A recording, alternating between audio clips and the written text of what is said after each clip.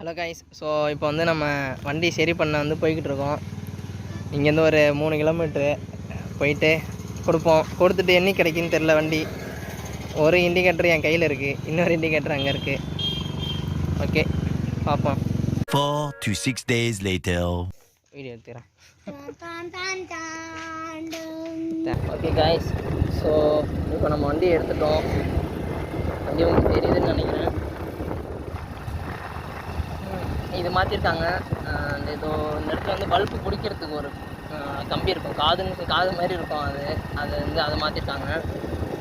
And வேறு ஒரு visor போட்டிருக்கோம். வேறு எதுவும் மாற்றலை.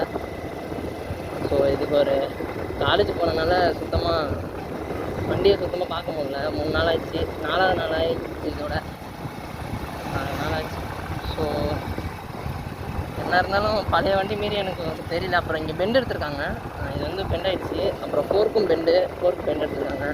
டேங்க் மட்டும் எடுக்கல. டேங்க் வந்து நம்ம இப்போ திருச்சி போனால் அங்கே தான் எடுக்கணும்.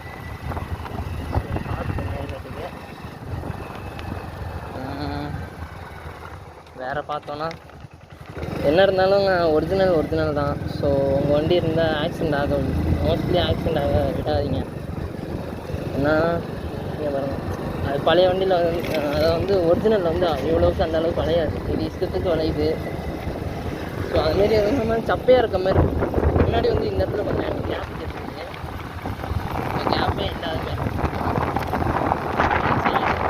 கேப்பாக இருக்குது.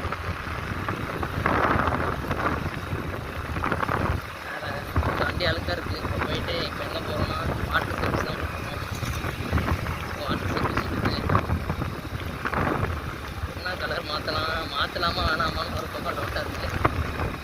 ஒரு பக்கம் மாற்றிக்கலாம்னு இருக்குது. பார்ப்போம், மைண்ட் என்ன அடிச்சுக்கோ அப்படியே மாற்றிக்கலாம். வண்டி ஆக்சிடெண்ட் ஆன போகணும் எனக்கு கஷ்டமாக இல்லை. சரி பண்ணிட்டு சரி பழைய மாதிரி இல்லைன்றது நினைக்கும் போது தான் ஏதோ கஷ்டமாக இருக்குது. ஏன்னா அந்த அண்ணா என்னப்போ ஓட்டி பாருப்பா அப்படின்னு சொல்லி தந்தார். கடுப்பாகி போச்சு. ஆனால் என்ன இருந்தாலும் வண்டி இல்லைன்னா அது ஒரு பிரச்சனைங்க. நம்மள்கிட்ட 100 சிசி இருக்கா, 50 சிசி இருக்கா, இல்லை சைக்கிள் இருக்கா, அதெல்லாம் மேட்ரு இல்லை. நம்மள்கிட்ட ஏதாச்சும் ஒன்று இருக்கா, அதான் மேட்ரு. ஏன்னா இந்த ஒரு 4 நாளில் தெரிஞ்சிருச்சு அது. ஸோ வண்டி வாங்குறதுக்கு முன்னாடி எல்லாருக்குமே இருக்கும். ஏன்னா இருந்தாலும் வண்டி வாங்கினதுக்கப்புறம் வாங்கி ஒரு 3 வருஷம் 4 வருஷம் ஓட்டினதுக்கப்புறம் மறந்துடும்ல.